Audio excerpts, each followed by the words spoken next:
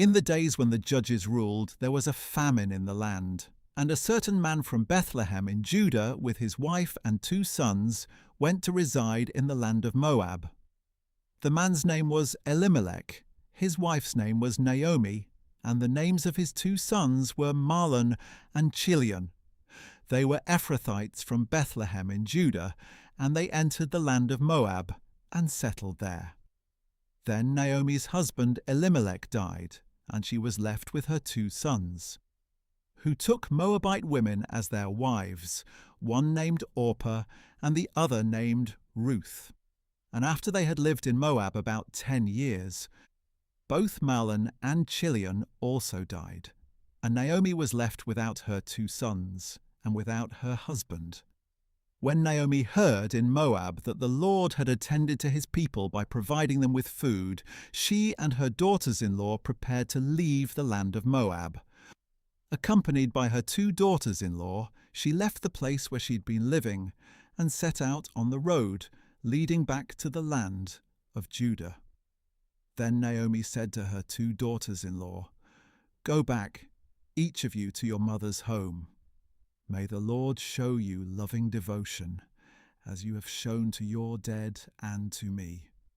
May the Lord enable each of you to find rest in the home of your new husband."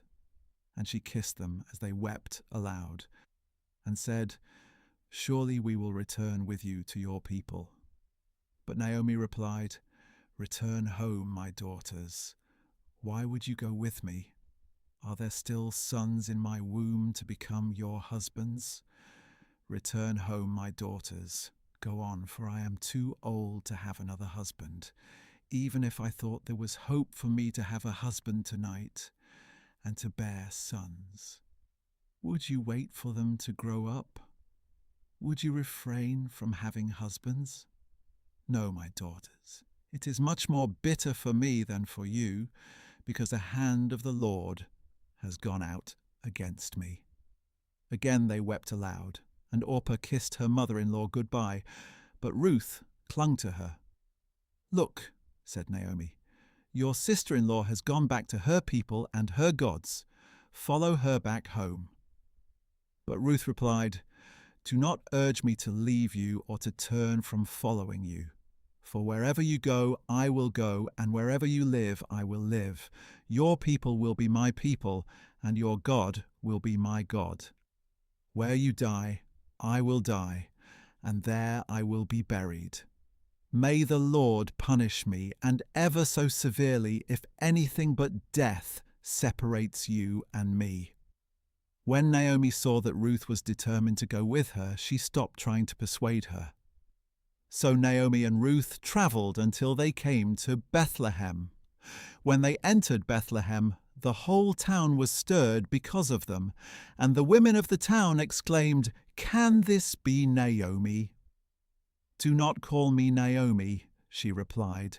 "Call me Mara, because the Almighty has dealt quite bitterly with me. I went away full, but the Lord has brought me back empty. Why call me Naomi? After all, the Lord has testified against me, and the Almighty has afflicted me."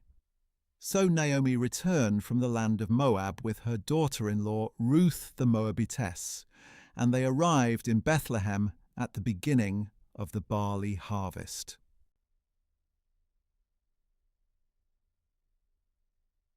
Now Naomi had a relative on her husband's side, a prominent man of noble character from the clan of Elimelech, whose name was Boaz. And Ruth the Moabitess said to Naomi, "Please let me go into the fields and glean heads of grain after someone in whose sight I may find favour." "Go ahead, my daughter," Naomi replied. So Ruth departed and went out into the field and gleaned after the harvesters, and she happened to come to the part of the field belonging to Boaz, who was from the clan of Elimelech. Just then Boaz arrived from Bethlehem and said to the harvesters, "The Lord be with you." "The Lord bless you," they replied. And Boaz asked the foreman of his harvesters, "Whose young woman is this?" The foreman answered, She is the Moabitess who returned with Naomi from the land of Moab. She has said, 'Please let me glean and gather among the sheaves after the harvesters.' So she came out and has continued from morning until now, except that she rested a short time in the shelter." Then Boaz said to Ruth, "Listen, my daughter, do not go and glean in another field, and do not go away from this place, but stay here close to my servant girls. Let your eyes be on the field they are harvesting, and follow along after these girls. Indeed, I have ordered the young men not to touch you, and when you are thirsty, go and drink from the jars the young men have filled." At this she fell on her face, bowing low to the ground, and said to him, "Why have I found such favour in your eyes that you should take notice of me, even though I am a foreigner?" Boaz replied, "I have been made fully aware of all you have done for your mother-in-law since the death of your husband, how you left your father and mother and the land of your birth, and how you came to a people you did not know before. May the Lord repay your work, and may you receive a rich reward from the Lord, the God of Israel, under whose wings you have taken refuge." "My lord," she said, "may I continue to find favour in your eyes, for you have comforted and spoken kindly to your maidservant, though I am not like one of your servant girls." At mealtime, Boaz said to her, "Come over here, have some bread and dip it into the vinegar sauce." So she sat down beside the harvesters, and he offered her roasted grain, and she ate and was satisfied, and had some left over. When Ruth got up to glean, Boaz ordered his young men, "Even if she gathers among the sheaves, do not insult her. Rather pull out for her some stalks from the bundles, and leave them for her to gather. Do not rebuke her." So Ruth gathered grain in the field until evening, and when she beat out what she had gleaned, it was about an ephah of barley. She picked up the grain and went into the town, where her mother-in-law saw what she had gleaned, and she brought out what she had saved from her meal and gave it to Naomi. Then her mother-in-law asked her, "Where did you glean today, and where did you work? Blessed be the man who noticed you." So she told her mother-in-law where she had worked. "The name of the man I worked with today is Boaz," she said. Then Naomi said to her daughter-in-law, "May he be blessed by the Lord, who has not withdrawn his kindness from the living or the dead." Naomi continued, "The man is a close relative. He is one of our kinsman redeemers." Then Ruth the Moabitess said, "He also told me, 'Stay with my young men until they have finished gathering all my harvest.'"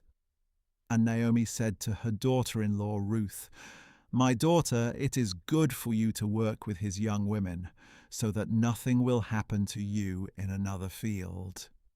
So Ruth stayed close to the servant girls of Boaz to glean grain until the barley and wheat harvests were finished, and she lived with her mother-in-law.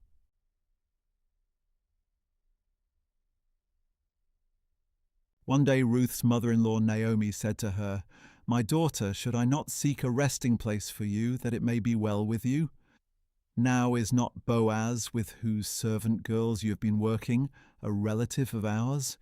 In fact, tonight he is winnowing barley on the threshing floor. Therefore wash yourself, put on perfume, and wear your best clothes. Go down to the threshing floor, but do not let the man know you are there until he has finished eating and drinking. When he lies down, note the place where he lies. Then go in and uncover his feet and lie down, and he will explain to you what you should do." "I will do everything you say," Ruth answered. So she went down to the threshing floor and did everything her mother-in-law had instructed her to do. After Boaz had finished eating and drinking and was in good spirits, he went to lie down at the end of the heap of grain. Then Ruth went in secretly, uncovered his feet, and lay down. At midnight, Boaz was startled, turned over, and there, lying at his feet, was a woman. "Who are you?" he asked. "I am your servant Ruth," she replied. "Spread the corner of your garment over me, for you are a kinsman redeemer." Then Boaz said, "May the Lord bless you, my daughter. You have hewn more kindness now than before, because you have not run after the younger men, whether rich or poor. And now do not be afraid, my daughter. I will do for you whatever you request, since all my fellow townspeople know that you are a woman of noble character. Yes, it is true that I am a kinsman redeemer, but there is a redeemer nearer than I. Stay here tonight, and in the morning, if he wants to redeem you, good, let him redeem you. But if he does not want to redeem you, as surely as the Lord lives, I will. Now lie here until morning." So she lay down at his feet until morning, but she got up before anyone else could recognize her. Then Boaz said, "Do not let it be known that a woman came to the threshing floor." And he told her, "Bring the shawl you are wearing and hold it out." When she did so, he poured in 6 measures of barley and placed it on her. Then he went into the city. When Ruth returned to her mother-in-law, Naomi asked her, "How did it go, my daughter?" Then Ruth told her all that Boaz had done for her. And she said, "He gave me these 6 measures of barley, for he said, 'Do not go back to your mother-in-law empty-handed.'" "Wait, my daughter," said Naomi, "until you find out how things go, for he will not rest unless he has resolved the matter today."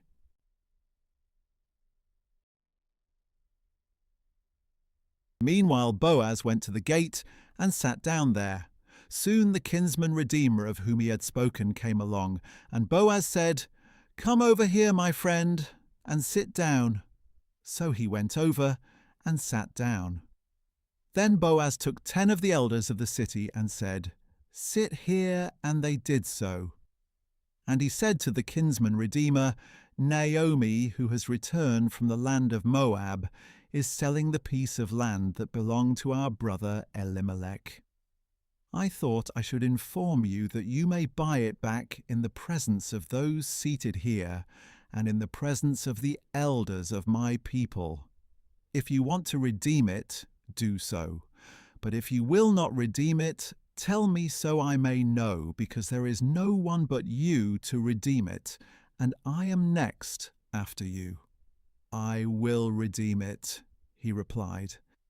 Then Boaz said, "On the day you buy the land from Naomi and also from Ruth the Moabitess, you must also acquire the widow of the deceased in order to raise up the name of the deceased on his inheritance." The kinsman redeemer replied, "I cannot redeem it myself, or I would jeopardize my own inheritance. Take my right of redemption, because I cannot redeem it."